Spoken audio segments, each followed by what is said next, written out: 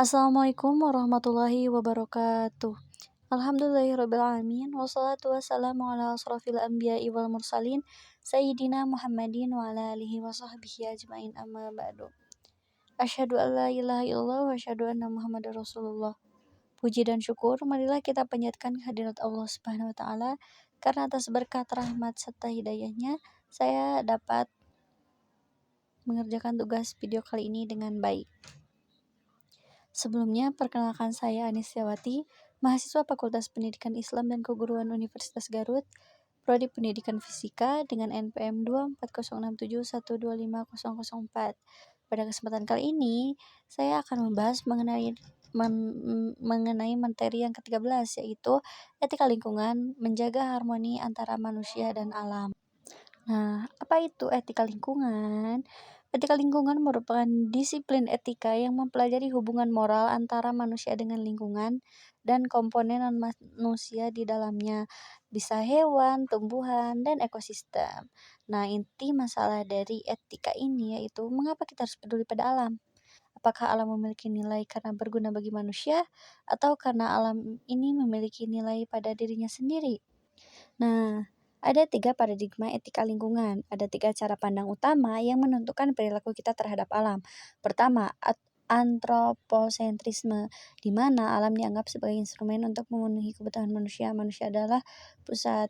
Jadi pada antroposentrisme itu alam dianggap sebagai instrumen untuk memenuhi kebutuhan manusia.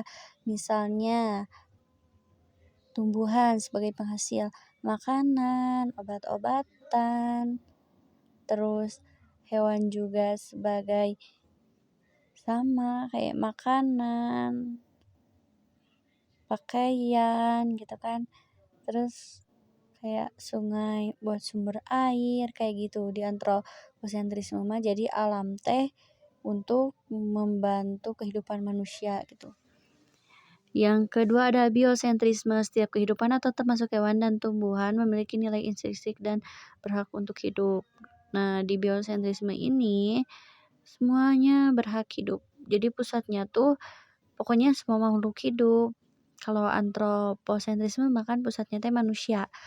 Yang ketiga, ekosentrisme. Fokus pada seluruh komunitas ekologis termasuk benda mati seperti air dan udara. Keseimbangan ekosistem adalah yang utama. Sekarang kita masuk ke prinsip-prinsip etika lingkungan. Nah, untuk menerapkan etika ini, kita perlu memegang prinsip sebagai berikut. Pertama, sikap hormat terhadap alam. Respect for nature.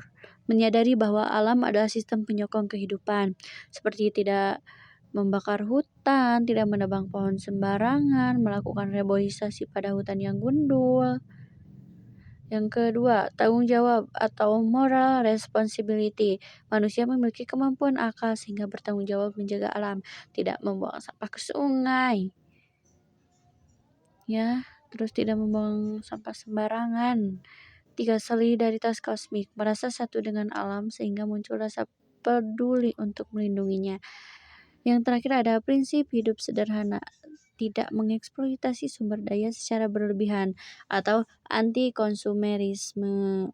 Kayak kita boleh nebang pohon di hutan, tapi kita harus langsung menanam kembali agar si hutan itu tidak gundul. Bukan tidak boleh menebang pohon hutan, tapi tidak boleh menebang secara sembarangan karena itu akan berakibat fatal, bisa menyebabkan longsor, banjir, dan lain-lain. Krisis etika di era modern. Mengapa terjadi kerusakan lingkungan? Pertama, adanya keserakahan ekonomi, mengejar keuntungan jangka pendek tanpa memikirkan dampak ekologis. Nah, ini tuh kayak penebangan pohon ya, kayak kan pohon tuh banyak manfaatnya, kayak buat rumah atau buat buku, buat pensil, pokoknya banyak lah manfaat pohon tuh kan. Kan kalau dijual itu lumayan ya harganya. Jadi kayak nebang sembarangan buat keuntungan ekonomi, kayak ngegali batu bara yang kayak gitu kan, itu teh kalau udah terlalu dalam mah bisa menyebabkan gempa kan, karena gak meratanya struktur tanah gening. Terus yang kedua, ketidakpedulian sosial, menganggap masalah lingkungan adalah tanggung jawab pemerintah saja. Yang ketiga, budaya membuang, throw away culture, kecenderungan menggunakan barang sekali pakai yang menumpuk sampah. Nah, emang kita tuh terbiasa menggunakan plastik ya. Emang sih di sisi lain plastik itu emang sangat memudahkan, dimana kayak ya kita kalau jajan beli plastik kan kita kalau udah habis kita buang gitu kan. Tapi di sisi lain itu tuh kayak nambahin pencemaran gitu. Nah, sekarang kita masuk ke etika lingkungan dalam kehidupan sehari-hari. Pertama, etika konsumsi, memilih produk yang ramah lingkungan dan berkelanjutan. Nah, kalau bisa kita tuh kalau jajan tuh bawa wadah sendiri gitu, kayak bawa Tupperware, bawa kotak bakal, bawa botol minum, karena itu bisa mengurangi pencemaran lingkungan. Yang kedua, manajemen sampah, memperhatikan reduce, reuse, recycle sebagai bentuk penghormatan pada bumi. Yang ketiga, etika energi, menghemat listrik dan air sebagai bentuk tanggung jawab terhadap generasi mendatang.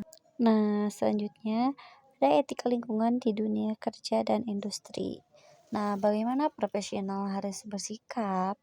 Pertama, produksi bersih. Industri harus meminimalkan limbah dari hulu ke hilir. Terus, analisis mengenai dampak lingkungan. AMDAL bukan sekedar formalitas, tapi komitmen moral perusahaan.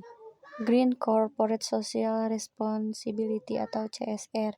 Perusahaan wajib memulihkan lingkungan yang terdampak operasional mereka.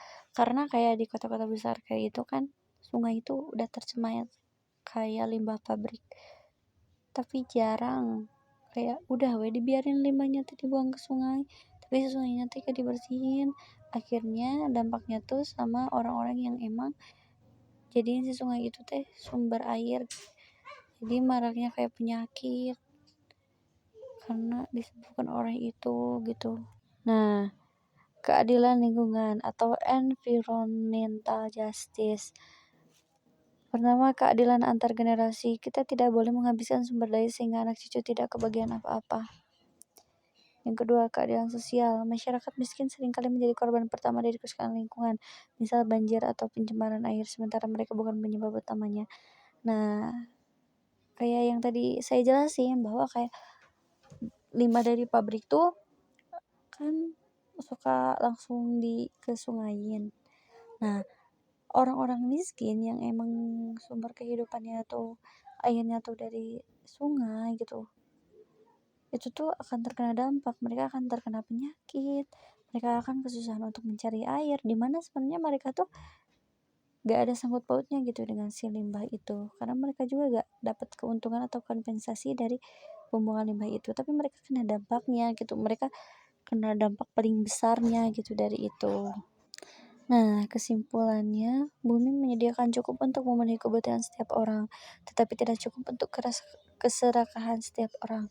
Etika lingkungan adalah panggilan untuk bertindak dengan penuh kesadaran demi kelangsungan hidup planet ini.